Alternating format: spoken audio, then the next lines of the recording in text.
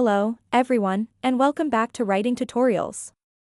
Today, we'll be discussing how to write an appeal letter, specifically, one to appeal a university's admission decision.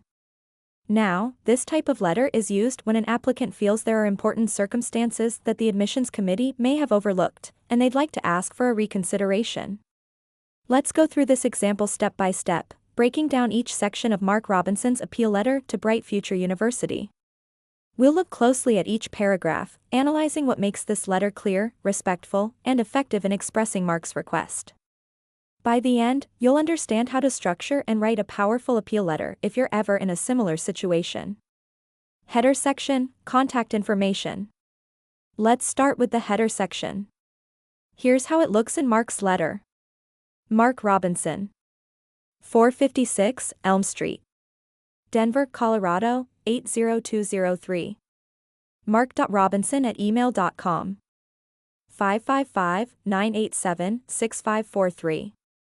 This section includes Mark's full contact information, his name, address, email, and phone number. This is important in formal letters because it allows the recipient to quickly know who's contacting them and how they can respond if needed. Including all contact details right at the top of the letter also adds a professional touch, setting the right tone from the start. Then, we include the date, in this case, November 15, 2024.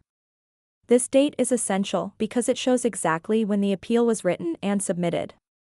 It can also be helpful for the admissions office if they're reviewing multiple appeals at once and need to prioritize by date. Recipient's information and subject line. Next, we have the recipient's information. Mark is addressing this letter to the appeals committee at the university admissions office. This part looks like this: Appeals Committee, University Admissions Office, Bright Future University, 123 Academic Drive, Seattle, Washington, 98101. This section is crucial because it directs the letter to the right department. If you're writing your own appeal letter, always check the school's website to confirm the correct office and address. This ensures that the letter will reach the appropriate people and won't get lost in general admissions communications. Following the recipient information is the subject line, Appeal for Admission Decision. Here, Mark has written a clear and concise subject, so the reader immediately understands the purpose of the letter. This type of direct subject line is especially useful when sending an appeal because it helps ensure that it reaches the appeals committee as quickly as possible.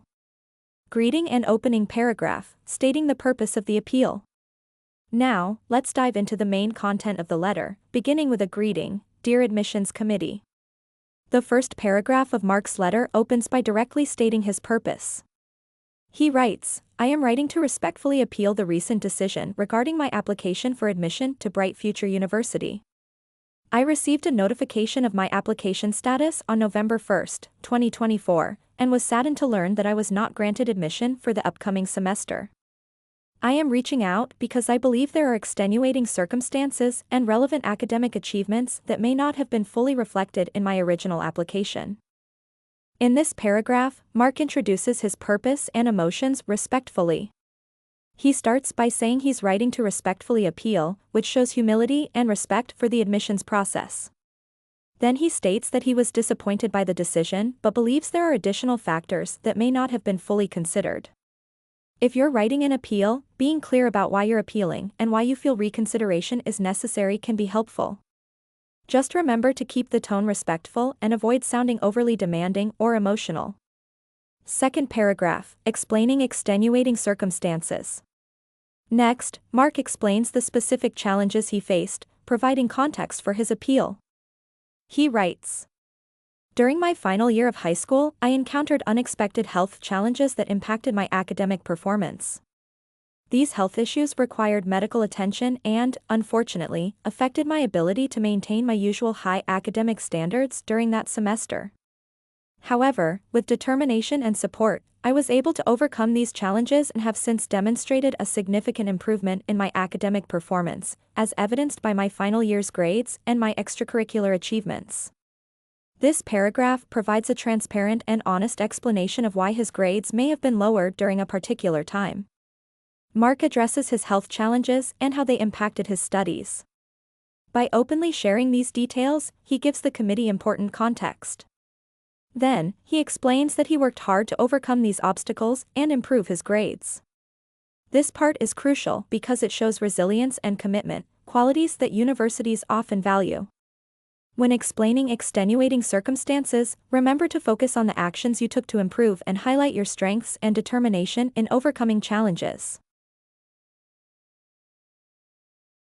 Third paragraph, demonstrating community involvement and personal growth. In this paragraph, Mark goes beyond academics to discuss his involvement in community service and personal development. Here's what he says. In addition to my academic achievements, I am deeply committed to community service and personal development. Over the past 2 years, I have been actively involved in volunteering at the local community center, where I have led youth education programs and organized fundraising events to support underprivileged families. These experiences have further strengthened my skills in leadership, teamwork, and problem-solving, qualities that I believe would enable me to contribute positively to the Bright Future University community. This paragraph is powerful because it highlights Mark's contributions outside of academics. He talks about his community service work and the specific responsibilities he's taken on. By sharing these details, he's showing the committee that he has a well-rounded personality and that he can bring more than just academic achievements to the university. If you're writing your own letter, think about experiences or qualities that would make you a valuable addition to the school community. Describe them briefly but clearly, and emphasize the positive impact they've had on you. Fourth paragraph, expressing hope and commitment. Now, Mark expresses his hope for reconsideration and commitment to the university's standards. I sincerely hope that you will consider my appeal and reevaluate my application for admission. I am committed to meeting the academic and community standards of Bright Future University, and I am confident that my experiences and aspirations align well with the values of your institution. In this section, Mark expresses genuine hope that his appeal will be reviewed, and he reassures the committee that he's committed to meeting their expectations. This part adds a sense of optimism and conveys that Mark is eager to contribute to the university. When you reach this point in your own letter, remember to stay hopeful and positive. Expressing gratitude for the opportunity to have your appeal reviewed can help leave a good impression. Closing paragraph, thanking the committee and offering availability. To close, Mark thanks the committee and offers his availability for further discussion. Thank you for taking the time to review my appeal. I am hopeful for the opportunity to discuss my application further and provide any additional documentation if necessary. Please feel free to contact me at your convenience. This closing paragraph is professional and polite. Mark thanks the committee for their time, shows his willingness to provide more information, and lets them know he's available to discuss his appeal. Including a line like this is a good way to show your openness to communicate and that you're serious about making a case for yourself. Sign-off and signature. Finally, Mark ends the letter with a polite sign-off. Respectfully. Mark Robinson. He keeps it simple and respectful, which is the ideal way to sign off on a formal letter like this. Always use a professional closing in an appeal letter, like respectfully or sincerely, followed by your full name. And that's the full breakdown of Mark's appeal letter. I hope this example has shown you how to structure your appeal clearly and professionally while also communicating your story in a respectful, positive way. If you found this tutorial helpful, please give it a thumbs up and don't forget to subscribe to writing tutorials for more helpful guides like this one. Thank you for watching, and good luck with your appeal letter.